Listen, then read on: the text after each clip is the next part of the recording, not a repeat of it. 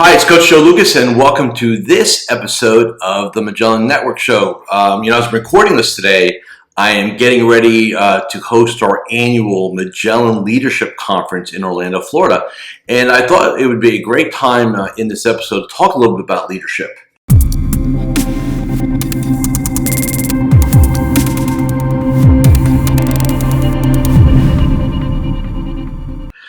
Let's face it, being an advisor, being in this space, it's not like it's part of your syllabus, right? Series 7, Series 63, 65, Life Health, CFP, CFA, SEMA, whatever else you got going on. There's really not a leadership course, that says, okay, you're now a certified team leader as an advisor. So let's talk a little bit about the characteristics. I have developed several different benchmarks, if you will, and characteristics around top leaders in our industry. So let's kind of go over some of them real quick. First and foremost is vision. So if you're going to lead a team, you've got to have that strategic vision, which is code for a plan, a strategic plan, a 5-year strategic plan in writing that you sat with your team, and on an ongoing basis, at least quarterly, you talk about where we are versus plan and how everybody fits into that. You lead by announcing a vision to your people. All right. Second thing you do is leadership requires energy, physical, mental, and emotional energy. So I need vision and I need energy. And the way I need energy is we do our morning ritual, we take care of ourselves, because think about this in your own space. You come in and let's just say you're tired. And you roll into the office and, one of your team members has not been performing up to par. They've not been performing up to standards. Okay? The right thing to do is to sit down with that person, have a meeting, coach them up, communicate with them, reapply expectations and so on. But that requires you to really, have some gas in the tank. Or you show up and you go, I'll just deal with that tomorrow. And you go in your office and you go at 50% the rest of the day. So leadership requires mental energy to lead, physical energy to engage, and emotional energy, which is to right the wrongs, right? To make sure everybody's on course. So you got to have that. So vision, right? And then energy. The third element of leadership is what your rituals are when it comes to the team. Now, what do I mean by rituals? What does your daily team huddle look like? What does your weekly team meeting look like? What does your monthly team meeting look like? And what does your quarterly strategic team meeting look like? There are 4 different meetings every advisor needs to operate inside of to maximize the effectiveness of their leadership and their team.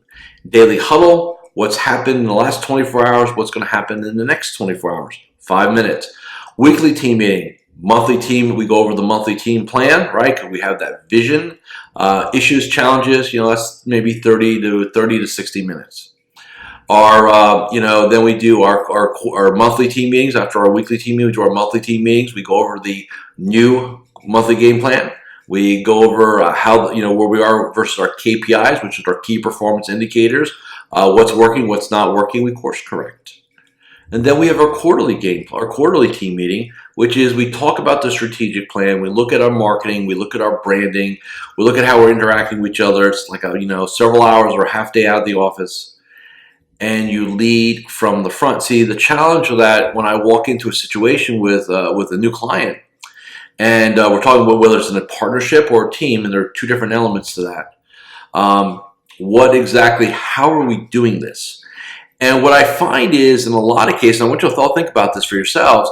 Am I leading and communicating proactively, or am I just talking? So, like we have this. We spend a few minutes every morning. We talk, but it's always about client stuff, prep, issues, challenges. We never get into the really running of the business at a high level.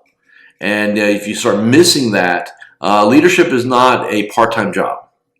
It is something you practice daily as part of your ritual, right? So we've got vision, energy, rituals. One of the other rituals is that you praise publicly, right? And you correct privately. So the concept of sitting in your boardroom and admonishing a team member does not make the team better.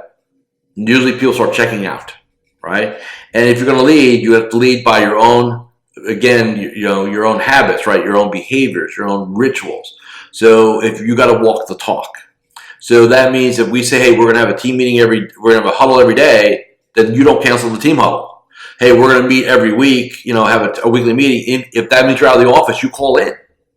Now, I've got clients that will go on vacation, and I'm totally cool with this, that they will still call in. They may not stay the whole time, but they're going to check in on their team meetings. Maybe not every day, but they're checking on the weekly, even when they're on vacation, to make sure that they're leading effectively. This is not a job. This is a responsibility. So don't think you're going to hire somebody, and then I hope it works, because that's normally the result you get. Okay? What are some of the elements of leadership? Well, again, it's about how you handle adversity, right? So the only way you have a zero adversity business is if you have no business. Stuff's going to happen, right? Clients are going to leave. Markets are going to tank. Technology is going to break. Phone systems aren't going to work. And if you go crazy in this unresourceful state, well, what do you expect your team to do, right? So it's easy to lead when things go well. The challenge is, or the real question is, when things aren't going well, can you go ahead and stay in a resourceful state? Because in leadership, there's only two states, resourceful and unresourceful. Unresourceful is when you're pissed off, you're frustrated, you're angry, you just want to close your door. That is not leadership. So you need to be aware of that, right? Next part of leadership. Does everybody know exactly what their roles are, and are there standards around it? So in other words, if I'm a junior advisor, do I know exactly what my duties, responsibilities, and areas of responsibility are? If I'm an assistant, do I understand the same thing? If I'm a relationship manager, do I understand the same thing? If I'm a receptionist, do I understand the same thing? Right? So in other words, there's no ambiguity. So what a lot of leaders do, a lot of team leaders do, is they talk with fluff. And let me explain fluff. Fluff is, we'll do this right away. I need this done. This is a priority, right? The word priority, what does that mean? So if I had 10 team members in a room, and I said to you, give me the answer in terms of hours and minutes on the word priority. So when something's a priority, what is the timeline to get this done? I will get 10 very, very different answers from hours and minutes.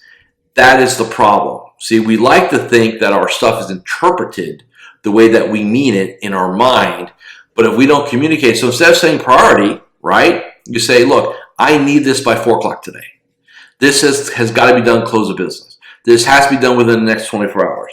Now we're getting specific communication, right? Not fluffy communication. So right away, important, immediately, those are not timelines. So you want to help your people? Do not delegate with fluff. Delegate with specifics. Give them the timeline. Don't leave it up to them, because they will interpret it based upon their own rules, not yours. Okay? So that's the other thing. We want to be precise in our communication as a leader. We want to be precise in our communication when we delegate. All right? We need to make that happen. What else is important to be a leader? The other element, quite frankly, is that, you've got to sit there and be the team coach. So what does that mean? That at least quarterly, every member of your team has a sit down with you. We call it, instead of doing we don't call it a performance review. We call it a coaching session. Hey, here's what we love about, here's what you're doing well. Here's some things we think we need to pick up. From your perspective, how do we lead you more effectively, right? How we do that. And imagine doing that every 90 days, proactively, 30 minutes. It's not like a long time. It's just an opportunity to do some one-on-ones. If you're a leader and not doing that, you need to start doing that. Okay, minimum every 90 days. We want to be doing that and making sure that we're communicating, we're caring, we're course correcting, we're coaching. Okay, we need to do that. And then the last thing, and then we'll get you out of here in this episode, is that you have to embrace the fact that you're in the people business when it comes to your team. And it's all about culture. So what is your team culture? What is your leadership style? If I were looking to join your team and I had my choice between going on your team and going on two of your competitors' teams, what makes your team superior? Why should I come join you?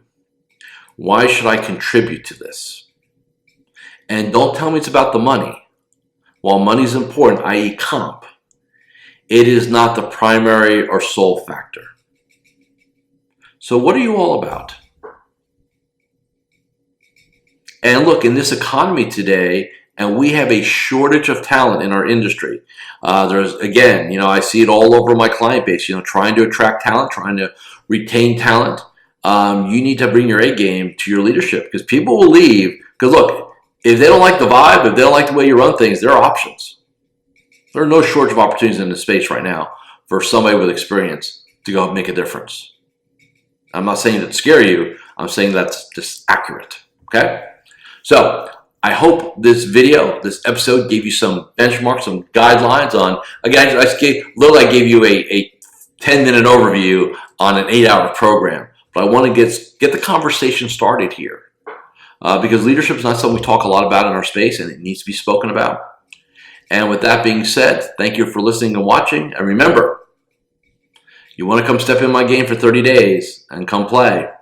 MagellanNetwork.net. Thanks for watching, listening. See you on the next episode. So there you have it. If you really enjoyed watching this episode, go ahead and subscribe to the Magellan Network Show with Coach Joe here on YouTube.